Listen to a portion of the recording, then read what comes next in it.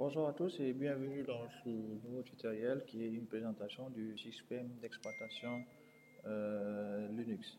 Alors ici, il faut comprendre que Linux est un système d'exploitation qui à la ressemblance de Windows, qui permet un peu d'utiliser à bon emploi les ressources matérielles et logicielles d'un ordinateur. Donc Linux est, à la différence de Windows, est ce qu'on appelle un noyau. Donc c'est un système d'exploitation tel que Windows, mais sa particularité, c'est qu'il s'installe sur tout type de machine et qu'il est plus léger et également gratuit par rapport à Microsoft Windows. Alors ici, Linux, il a été créé en 1991 par un informaticien qui s'appelle Linus Torvald. Alors Linus Torvald, c'est un informaticien qui a voulu mettre en place un système d'exploitation déjà libre, accessible, mais également facile d'utilisation. Alors, aujourd'hui, Linux est aujourd'hui l'un des, en tout cas, il gagne du terrain par rapport à son utilisation de par ses nombreux avantages qu'il a, à la différence des autres systèmes d'exploitation. Donc, nous ici, nous allons voir par rapport à Windows, qui aujourd'hui Windows est utilisé par la majeure partie des ordinateurs qui équipent un peu les marchés des différentes entreprises. Quelle différence existe-t-il? Qu'est-ce que Linux apporte de plus à la différence de, par exemple, un système d'exploitation Windows ou un système d'exploitation macOS? Alors, aujourd'hui, beaucoup d'entreprises utilisent le système d'exploitation Linux parce que tout d'abord, il est actuellement en pleine évolution, mais également est doté de plusieurs technologies open source. Alors, l'un de ses avantages principaux, c'est qu'il est open source. Qu'est-ce qu'on veut dire par open source? C'est-à-dire que son code source est libre. Cela veut dire quoi? Cela veut dire que vous comme moi, une fois qu'on a accès à un système d'exploitation Linux, on peut modifier le code. C'est-à-dire on peut le modifier, le personnaliser à notre apparence, le personnaliser à notre guise. C'est-à-dire on a accès au code de conception du système d'exploitation, ce qui n'est pas le cas de Windows. Windows bloque, verrouille le code source de fabrication du système d'exploitation, puisque Windows en tant que tel même est un système d'exploitation qui n'est pas gratuit. Donc l'un des éléments fondamentaux du système Linux, c'est qu'il est open source. Donc le code source est ouvert et disponible. Chacun d'entre vous, comme vous, moi, on a accès à ce code source-là et on peut le modifier à notre guise. L'autre aspect, c'est sa stabilité. Donc Linux est depuis longtemps reconnu pour sa stabilité. Aujourd'hui, il aide beaucoup d'entreprises, surtout dans l'industrie, dans l'application des différentes tâches à mettre en œuvre, mais également les performances. Donc, aujourd'hui, il est très difficile d'évaluer les performances des systèmes d'exploitation. Mais aujourd'hui, nous remarquons que Linux est l'un des systèmes d'exploitation installés sur un hardware, c'est-à-dire un matériel, a des performances qui sont doublées ou quadruplées par rapport aux autres machines et par rapport aux autres systèmes d'exploitation. Il y a également l'option de personnalisation. Donc l'un des avantages de Linux, c'est qu'on peut personnaliser le bureau, personnaliser carrément tout le système d'exploitation. Cela n'était pas le cas sur Windows, mais ça commence à l'être de plus en plus. Donc on va vers un peu une copie un peu de ce que fait Linux dans la personnalisation au niveau de Windows. Donc à une certaine époque, Windows, on ne pouvait pas modifier, on ne pouvait pas le personnaliser. On pouvait tout simplement se baser sur les éléments que l'on a.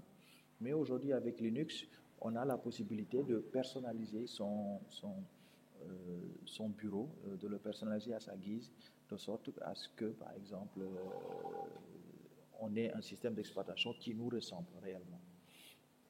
Et l'un des aspects fondamentaux du système également, des avantages principaux, c'est la sécurité.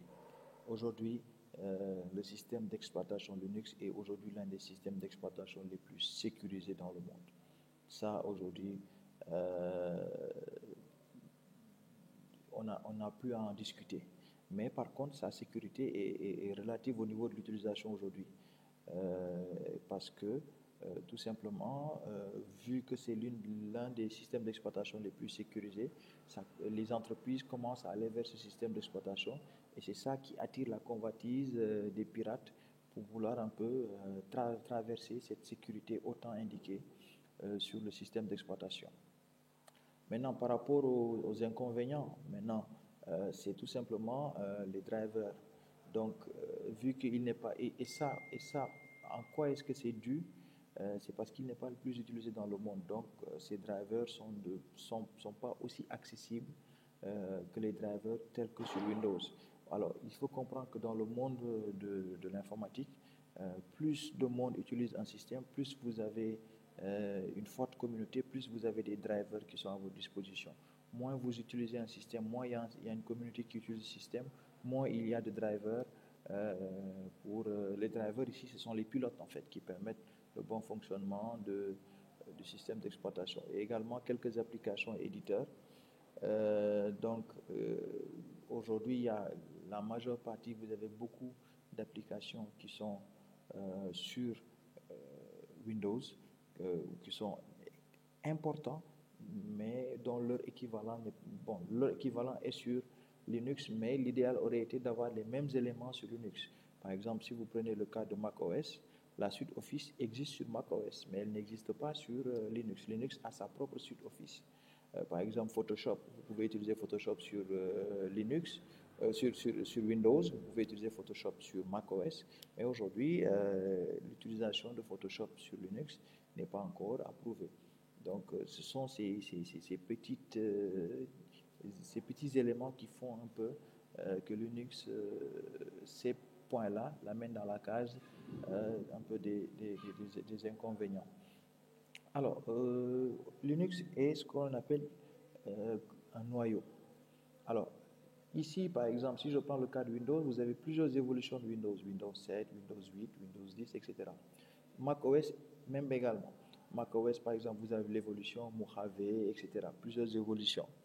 Alors, Linux, ici, est composé de ce qu'on appelle des distributions. C'est quoi une distribution? C'est-à-dire, c'est le noyau qui est disponible. Le noyau, il est là, il est disponible. Alors, qu'est-ce qui se passe?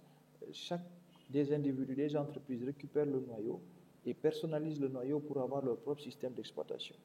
Et une fois que le système d'exploitation est conçu et mis sur le marché, alors c'est un système d'exploitation, mais c'est une distribution Linux, c'est-à-dire c'est un système d'exploitation qui vient de Linux. Donc c'est pourquoi, par exemple, toutes ces distributions que vous avez sur votre écran sont des systèmes d'exploitation, mais chacun a une activité spécifique. Par exemple, vous avez Ubuntu, vous avez Linux, vous avez Fedora, vous avez Debian, vous avez SUSE. Eux tous, ils font partie du noyau Unix, mais leur particularité, c'est qu'ils font des tâches spécifiques. Donc, ils ont été conçus pour faire des tâches spécifiques. Vous allez voir, par exemple, certains qui vont choisir Fedora ou Debian, parce que l'installer sur le serveur est beaucoup plus stable que d'installer un Ubuntu ou un Arch Linux, etc., etc. Donc, c'est des choix que chaque utilisateur met en place pour pouvoir utiliser une distribution selon sa préférence. Alors ici, ce qu'il faudrait comprendre, c'est que la distribution Linux est installable en partition. Installable en partition, c'est-à-dire votre disque dur, vous partitionnez votre disque dur en deux pour avoir un système d'exploitation Windows sur un côté et un système Linux sur l'autre. Comme ça vous permet de pouvoir bien exploiter le système d'exploitation.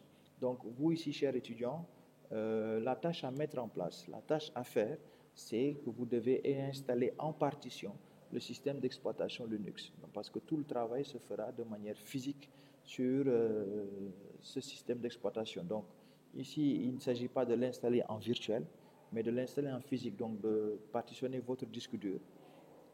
Là, je vous laisse le choix de la taille, mais comprenez que Linux est installable sur une partition de 50 Go.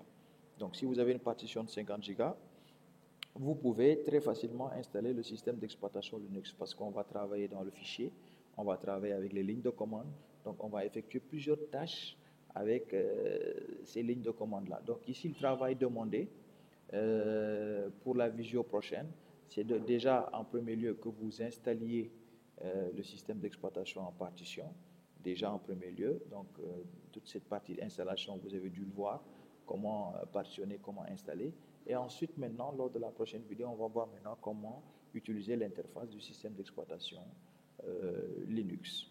Donc, on se retrouve à la visio prochaine.